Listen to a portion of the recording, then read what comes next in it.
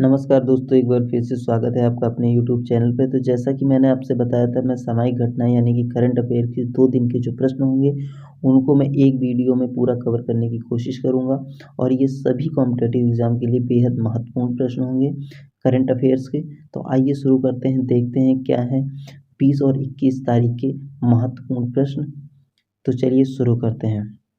तो देखिए, जो आपका पहला प्रश्न है वो है, ब्रिस्बेन में जीत के बाद वर्ल्ड टेस्ट चैंपियनशिप में ऑस्ट्रेलिया की जगह कौन सी क्रिकेट टीम ने पहला स्थान पर आ गई है। ठीक है, तो ब्रिस्बेन में जीत के बाद भारतीय क्रिकेट टीम जो थी वो पहले स्थान पर आ गई है। आपको पता है, हाल ही में भारत ने ऑस्ट्रेलिया को हरा के पहला स्थान हासिल कर लिया है वर्ल्ड टेस्ट चैंपियनशिप में। और दूसरे स्थान पर आ गई है न्यूजीलैंड, और आपकी जो ऑस्ट्रेलिया थी वो आ गई है तीसरे स्थान पे।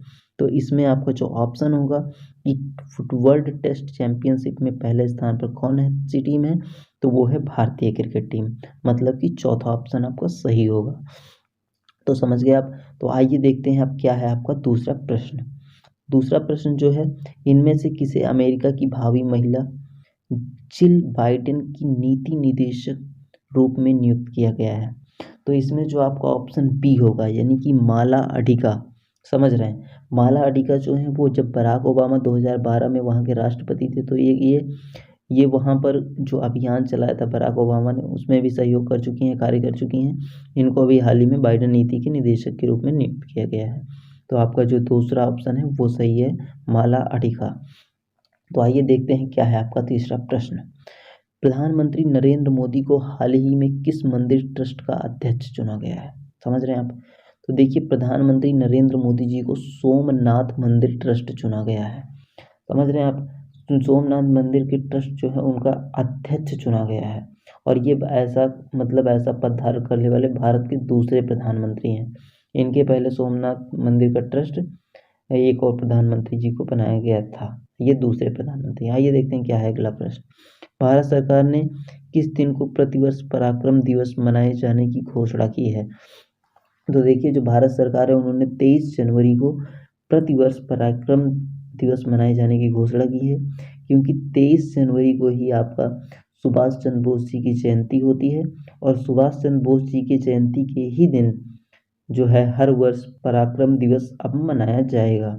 तो आप समझ गए, इसमें जो आपका ऑप्शन होगा वो आपका पराक्रम दिवस वाला ऑप्शन होगा 23 जनवरी। मतलब कि 23 जनवरी को अब हर वर्ष पराक्रम दिवस मनाया जाएगा। तो आपका इसमें ऑप्शन हो जाएगा 23 जनवरी, यानी कि डी। तो आइए अब आगे बढ़ते हैं, देखते हैं क्या है आपका अगला प्रश्न। तो अगला प्रश्न जो है, हाल ही में चीन देश के किस हिस्से में आइसक्रीम में कोरोना वायरस पाया गया। तो देखिए, इसमें जो है आपका पहला सही है, क्योंकि हाल ही में चीन के पूर्वी चीन हिस्से में एक डाइकाइडो फूड कंपनी थी जिसमें आइसक्रीम में कोरोना वायरस पाया गया है। और उसके 2,900 मतलब 29,000 डिब्बों में कोरोना वायरस पाया गया था, जिनमें से 290 डिब्बे ही बिके थे। 290 डिब्बों की ही बिक्री हुई थी, बाकी सब बचे थे। और अब उस कंपनी को वहाँ की सरकार द्वारा सीज कर दिया गया है। समझ गए आप। इसमें जो आपका ऑप्शन होगा वो पहला ऑप्शन सही है, यानी कि पूर्वी चीन। तो आइए बढ़ते हैं आगे और देखते हैं क्या है आपका अगला प्रश्न। तो ये रहा आपकी स्क्रीन पे आपका अगला प्रश्न। राष्ट्रीय निशानेबाजी ट्रायल्स में पुरुषों की कितने मीटर एयर पिस्टल का सौरभ तिवारी ने खिताब जीता है। तो देखिए, भारतीय निशानेबाज सौरभ चौधरी जी जो थे, उन्होंने 246.9 अंक के साथ, समझ रहे हैं, 246.9 अंक के साथ विश्व रिकॉर्ड बना दिया है 10 मीटर की एयर पिस्टल में। तो इसमें आपका ऑप्शन जो है वो आपका दूसरा सही है, सौरभ चौधरी ने 10 मीटर एयर पिस्टल में खिताब जीता है। समझ रहे हैं।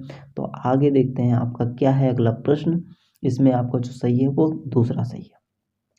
आपका जो अगला प्रश्न है वो है कि किस कंपनी के वाइस चेयरमैन को ली जे योंग को भ्रष्टाचार के मामले में 2.5 साल की सजा सुनाई गई है।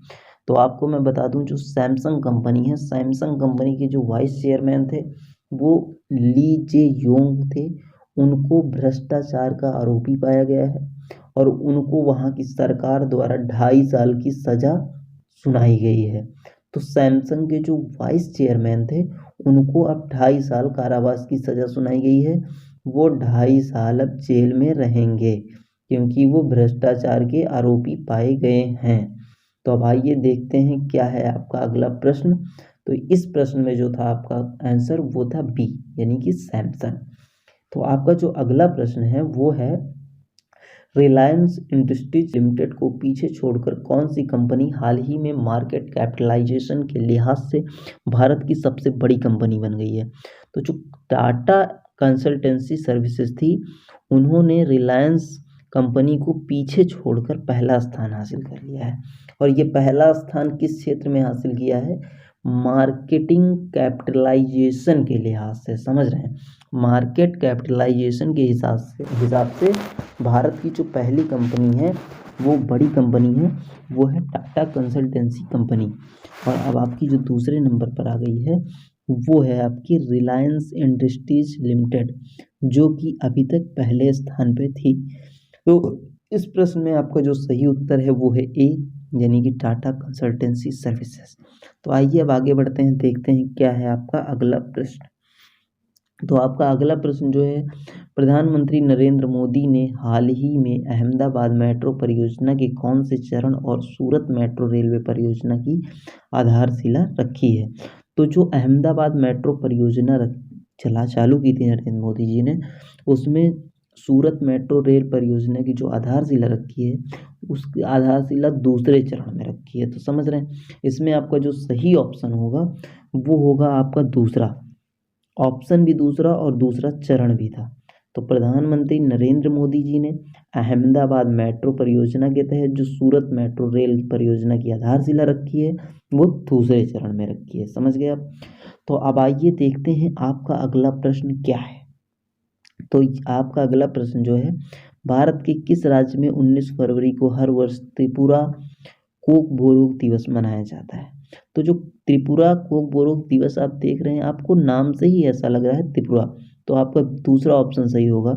और जो कोक बोरोक है वो एक त्रिपुरा की स्थानीय भाषा है, जो कि अब 19 जनवरी को हर वर्ष त्रिपुरा में कोक बोरोक दिवस मनाया जाएगा, वहाँ की स्थानीय भाषा के लिए।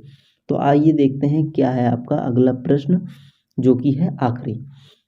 खादी और ग्रामोद्योग आयोग ने किस मंत्रालय के साथ स्थानीय लोगों के लिए रोजगार सृजन करने के लिए 2 समझौतों पर हस्ताक्षर किए हैं? तो देखिए, जो खादी और ग्रामोद्योग मंत्रालय है, उसने जनजातीय कार्य मंत्रालय, मतलब आपका तीसरा ऑप्शन सही होगा, जनजातीय कार्य मंत्रालय के साथ जो है 2 समझौतों पर हस्ताक्षर किए, वहाँ के स्थानीय लोगों के रोजगार सृजन के लिए। तो ठीक है दोस्तों, मिलते हैं अगले वीडियो में एक दिन के कैप